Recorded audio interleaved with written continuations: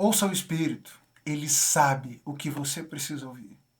Me diz uma coisa, o quanto de fato você acredita e busca a direção de Deus para a sua vida? Será que de fato nós acreditamos que o Senhor tem o que dizer para nós diante das circunstâncias, diante dos desafios? O quanto as suas ações, o quanto a sua condução para as questões da sua vida demonstra a sua fé na direção do Espírito Santo e o quanto do seu esforço é empreendido na busca por compreender a vontade de Deus para a sua vida. A verdade, a triste verdade, é que muitos cristãos, eu ousaria dizer que a maioria dos cristãos, se esqueceu desse aspecto, se esqueceu de que o Espírito Santo de Deus tem direção para nos dar, de que Ele é o nosso orientador, de que Ele nos guia, de que Ele nos orienta no entendimento da palavra, na aplicação dessas verdades nas nossas vidas. A maioria dos crentes se acostumou a conduzir suas vidas falando sobre Deus, pensando de vez em quando nas coisas de Deus, frequentando igrejas, estando em ambientes religiosos, mas boa parte se esqueceu desse aspecto diretivo do Espírito Santo de Deus. Deixou de acreditar ou de buscar essa orientação direta de Deus para as peculiaridades das nossas vidas. Mas se tem algo que fica muito evidente nessa nossa leitura, no início dessa leitura do livro de Apocalipse, é que o Espírito Santo de Deus, o Espírito de Deus, tem algo a dizer. E felizes são aqueles que ouvem o que o Espírito tem a dizer. O Espírito diz, ele continua dizendo, ele continuará dizendo. Felizes são aqueles que ouvem o que o Espírito diz e colocam em prática nas suas vidas. Nessa reflexão de hoje, eu quero convidar você a voltarmos os olhos para o texto e a vermos o quanto repetidamente João insiste em deixar claro para mim e para você que o Espírito sabe de tudo que você tem vivido, sabe de tudo que nós temos vivido, que nós temos feito. E ele tem uma orientação para nos dar. Ele tem algo a dizer. A questão é se nós estaremos prontos para ouvir, dispostos a ouvir. Se temos buscado o suficiente, de verdade, essa orientação e queremos colocá-la em prática nas nossas vidas. Hoje nós iniciamos a leitura do último livro da nossa leitura anual. Nesses 5 dias nós vamos finalizar a leitura da Bíblia lendo o livro de Apocalipse. O nome Apocalipse, que significa literalmente revelação. Um livro de revelação de Jesus Cristo, que Deus lhe deu para mostrar a seus servos os acontecimentos que ocorrerão em breve. É o que João escreve logo no início do seu livro. O livro de Apocalipse é escrito pelo apóstolo João, mesmo autor do Evangelho de João. A datação desse livro ela é um pouco discutida. A maioria dos estudiosos acredita que a datação desse livro seja a partir do ano 90 depois de Cristo, por volta do ano 90 depois de Cristo, no contexto da perseguição de Domiciano, imperador romano.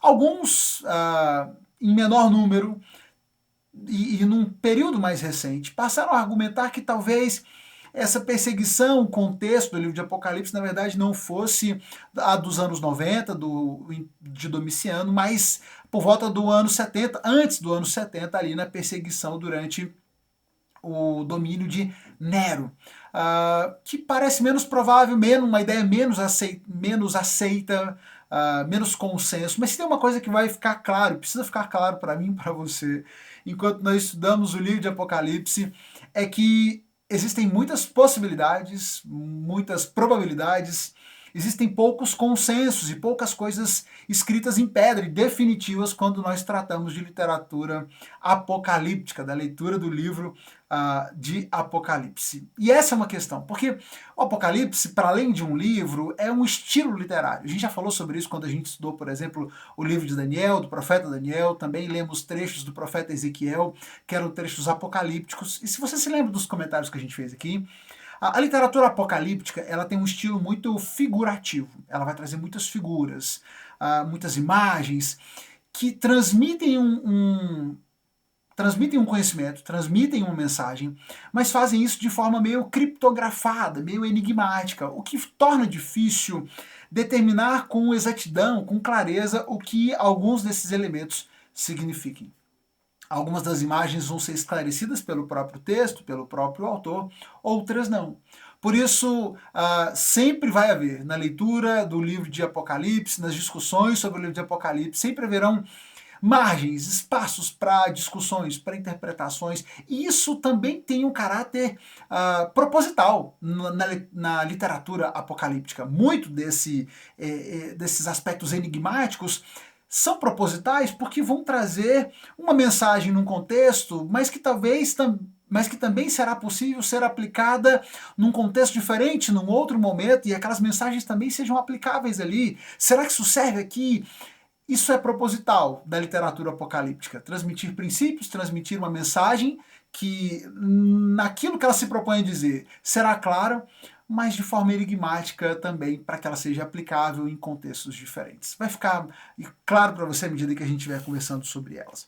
Mas hoje nós começamos com a leitura dos capítulos 1, 2 e 3 do livro de Apocalipse. O capítulo 1 nós temos a apresentação do livro, onde João vai nos dizer de onde surge esse livro, de quem vem essa mensagem, em que contexto surge esse livro. E ele começa dizendo, como eu já li no início, que é uma revelação de Jesus Cristo, que Deus lhe concedeu para mostrar aos seus servos os acontecimentos que ocorrerão em breve. E João, então, faz um relato fiel, ele diz isso, um relato fiel de tudo o que ele viu. E ele diz o seguinte: feliz é aquele que lê as palavras dessa profecia, e felizes são aqueles que ouvem sua mensagem e obedecem ao que ela diz, pois o tempo está próximo. E aqui João já trata de um aspecto importante que eu alinho com o nosso tema da reflexão de hoje. Felizes são aqueles que leem essas palavras, aqueles que ouvem essa mensagem e obedecem. Como é precioso, como é necessário que haja disposição da nossa parte, de nós cristãos, da igreja do Senhor, de ouvir as palavras, de ouvir a mensagem do Senhor e colocá-la em prática, e colocá-la e obedecer, sermos obedientes a ela nas nossas vidas. Existe uma grande realização e sermos muito felizes se nos propusermos a fazer isso. Ele então diz, olha, eu, João, escrevo às 7 igrejas na província da Ásia, e ele faz uma saudação, graça e paz a vocês, da parte daquele que é, que era, que ainda virá, dos 7 espíritos que ainda estão diante do seu trono e de Jesus Cristo. João deixa claro que ele recebeu essa mensagem do Senhor Jesus, mensagem revelada pelo Senhor, para que os seus servos soubessem os acontecimentos futuros. Ele insiste que ele está recebendo, e ele está recebendo essa mensagem daquele que é o alfa e o ômega, né? Esse é um termo usado para dizer daquele que é o início e o fim, aquele que era, que é e que ainda virá, aquele que é o Todo-Poderoso. Ele fala em nome do Senhor, em nome de Deus, em nome de Jesus, quem transmite a ele essa mensagem. E ele se apresenta, ele diz, olha, eu, João, o companheiro de vocês no sofrimento, no reino e na perseverança. Eu estava exilado na ilha de Patmos por pregar a palavra e por testemunhar a respeito de Jesus, quando recebi essa visão da parte do Senhor que me disse para que escrevesse num livro tudo que eu visse e enviasse a essas 7 igrejas. Ele retrata essa primeira visão que ele tem, onde ele vê 7 candelabros de ouro, e em pé entre esses candelabros estava alguém semelhante ao Filho do Homem, essa referência feita a Jesus. E ele faz uma descrição de Jesus bem diferente, onde esses elementos vão destacar o poder, a sabedoria, a grandiosidade de Jesus, o domínio dele sobre o mundo, sobre o conhecimento, o juízo que ele traria, e o domínio do Senhor, como ele tendo nas mãos ali as 7 estrelas que representam esses anjos da igreja. Então, nós temos uma ilustração feita no capítulo 1 para demonstrar essa autoridade, domínio, poder de Jesus. E é esse Senhor quem manda essas mensagens às igrejas. Nos capítulos 2 e 3, nós teremos então cartas dedicadas a essas igrejas, essas 7 igrejas da Ásia Menor. Talvez você faça a pergunta, pastor, por que sete igrejas? Só haviam essas sete? Não, não haviam apenas essas 7 igrejas. Mas nós temos, e talvez uma explicação para essas igrejas específicas, seja, por exemplo, o fato de que fossem igrejas que estivessem ali mais próximas da realidade de João, aquele que escreve e que recebe essa revelação, recebe essa visão da parte de Deus. Afinal de contas, o ministério de João foi desenvolvido ali principalmente na cidade de Éfeso. Talvez até por isso ele comece o seu relato pela mensagem, pela carta à igreja de Éfeso, que foi a região onde ele mais trabalhou, onde ele desenvolveu o seu ministério. Todas essas outras igrejas estão ali nesse contexto da Ásia Menor, ali ao redor dessa região. Então talvez por isso tenha havido essa escolha por escolher igrejas que fizessem parte desse conhecimento de João, da realidade que João viveu ali enquanto desenvolvia o seu ministério. Essas cartas são meramente cartas para essas igrejas? E aí nós vamos entrar nas questões e nas especulações a respeito do livro de Apocalipse.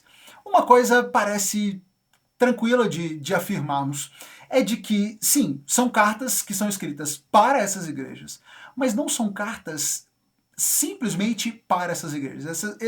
Existe um propósito direto dessas cartas, de trazer uma mensagem para realidades que se manifestavam naquelas igrejas, mas também parece claro o propósito que vai além dessas igrejas, quando o texto transmite lições importantes que possam ser aplicadas em outros contextos.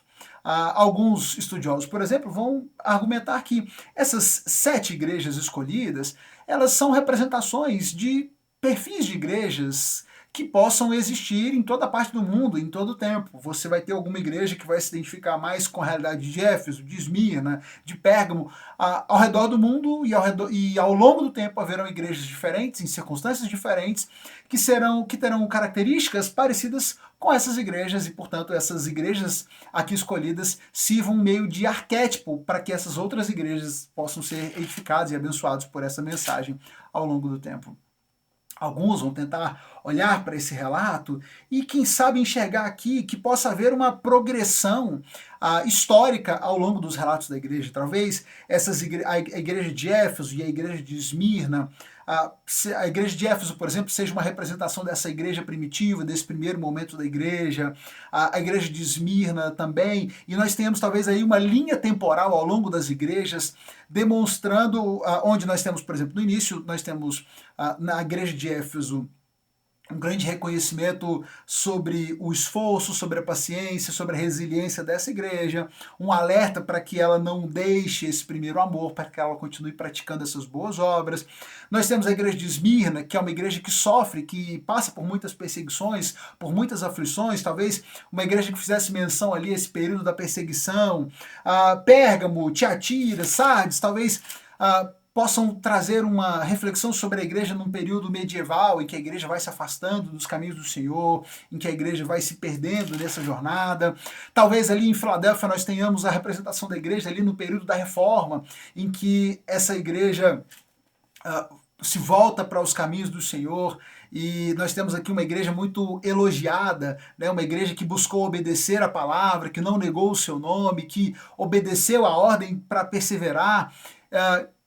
Quem sabe a igreja de Laodiceia, por ser uma igreja tão condenada, tão advertida, seja uma representação da igreja nos últimos tempos, no fim dos tempos, onde essa igreja se esfriará e o amor de tantos esfriará, como o Senhor havia advertido. Então talvez essa igreja seja a igreja de Laodiceia sirva de alerta para uma igreja futura que se esfriaria, que se afastaria dos caminhos do Senhor. Enfim, isso são possíveis aplicações, pensamentos, mas certamente, se elas de fato têm essa pretensão de fazer uma linha histórica da igreja, ou se simplesmente são retratos de igrejas que sempre aconteceram ao longo do tempo, seja como for, essas mensagens às igrejas da Ásia Menor nos servem de reflexão sobre os pecados, as falhas que podem acontecer dentro do contexto da igreja, mas especialmente para o propósito dessa nossa reflexão hoje, eu chamo a sua atenção o início e o fim dessas dessas cartas. Quando em cada uma dessas cartas a mensagem começa com: eu sei de tudo que você faz. Eu sei de tudo que Capítulo 2, verso 2. Sei de tudo que você faz. É como ele começa a carta a Éfeso. Para Esmirna, ele diz: conheço suas aflições, sua pobreza, mas você é rico, eu conheço a sua realidade. Capítulo 2, verso 12. Para Pérgamo, conheço o lugar onde você vive, a cidade onde está. No capítulo 2, no verso 18, a carta a Tiatira: sei de tudo o que você faz. Capítulo 3, verso 1, a carta a Sardes: sei de tudo o que você faz. A carta a Filadélfia: sei de tudo que você faz. A carta a Laodiceia: sei de tudo que você faz. É evidente, é claro, aqui nessas cartas, que o Senhor sabe de tudo que essas igrejas faziam. Ele conhecia a realidade dessas igrejas, sabia o que elas passavam, o que elas enfrentavam, o que elas vinham fazendo, deixando de fazer. O Senhor conhecia muito bem a realidade dessas igrejas. E como quem conhecia e sabia de tudo que elas faziam, o Senhor faz um convite: ouçam o que o Espírito diz às igrejas. Se vocês têm ouvidos, ouçam o que o Espírito diz. Ouçam o que eu estou dizendo a vocês, porque eu sei de tudo que vocês têm feito, conheço a realidade de vocês. Por isso, ouçam o que eu tenho para dizer. Eu tenho algumas coisas para elogiar, reconheço algumas coisas valiosas que vocês têm feito, e que bom que têm feito, continuem nisso. Nós vamos ver que quando existem características a serem elogiadas, o Senhor elogia e reforça para que eles continuem fazendo. Mas também ele conhece os defeitos, sabe dos pecados, sabe das falhas, sabe onde eles têm pecado, e por isso ele diz: ouçam, se arrependam, voltem dos seus maus caminhos, corrijam isso aqui urgentemente. Eu estou com vocês, eu quero estar com vocês. Ouçam o que o Espírito diz. Ouçam, porque ele sabe o que diz. Ele sabe exatamente o que vocês têm feito. Ele conhece exatamente as circunstâncias que vocês têm enfrentado. Nós vamos ter aqui igrejas que são elogiadas pelas suas ações, assim como teremos igrejas que serão confortadas porque sofrem perseguições, e para essas o Senhor diz: olha, eu conheço as suas aflições, sei da sua pobreza, mas não tenha medo, não tenha medo. A verdade é que você é rico, e se você permanecer fiel, eu lhe darei a coroa da vida, você não sofrerá com a segunda morte. Para aquele que precisa de reconhecimento, ele dá reconhecimento. Aquele que precisa de consolo, ele entrega consolo. Aquele que precisa advertência e correção, ele diz com firmeza que eles precisam se arrepender, precisam abandonar a sua idolatria, a sua imoralidade. Para aqueles que têm permanecido fiéis, que têm sido exemplo, ele insiste, e ele reforça isso: porque você obedeceu a minha ordem para perseverar, eu o protegerei, eu venho em breve. Para aquela igreja que se perdeu completamente dos caminhos do Senhor, ele diz: olha, eu estou na porta, eu estou batendo, me deixem entrar, eu quero estar com vocês. A propósito, isso é escrito para uma igreja, não para descrentes. Eu estou à porta, eu conheço a realidade de vocês, mas ainda assim eu estou aqui, eu quero entrar. Não dá para a gente, num vídeo assim, num panorama geral, tratar de tantas peculiaridades, tantas lições importantes e preciosas. Eu espero que você tenha feito a sua leitura. Mas fica evidente, muito claro aqui, que o Senhor conhece a realidade da sua igreja. E Ele sabe o que cada uma delas precisa. Busquemos a direção do Senhor em todo o tempo. Não há nada mais precioso, não há nada mais importante do que buscarmos a direção daquele que conhece tudo a nosso respeito, que sabe tudo o que temos feito, que conhece as nossas circunstâncias, a realidade das nossas igrejas, das nossas cidades. Ele sabe como nos orientar, que direção deve nos orientar, que nós tenhamos a humildade de ouvir, a intenção, o desejo de buscar. Felizes são aqueles que leem essas palavras, que ouvem e que obedecem. Que nós encontremos alegria buscando a direção de Deus e colocando essa orientação no lugar de mais alta conta nas nossas vidas, buscando cumprir a vontade e o propósito de Deus para as nossas vidas. Busque a vontade do Senhor, busquemos a vontade do Senhor para nós, para as nossas vidas, para as nossas igrejas. Não adianta simplesmente estar numa igreja, é preciso se propor a ouvir a voz do Espírito e obedecer à direção. Ele certamente sabe o que você precisa ouvir. Confie no Senhor e na direção dele para a sua vida. Compartilhe esse vídeo com alguém, com um amigo, com um familiar que possa ser abençoado por ele. Clica na setinha. manda para alguém e volta amanhã. A gente segue lendo o livro de Apocalipse e ouvindo aquilo que o Espírito tem a dizer, porque certamente ele tem muito ainda a nos ensinar. Deus te abençoe.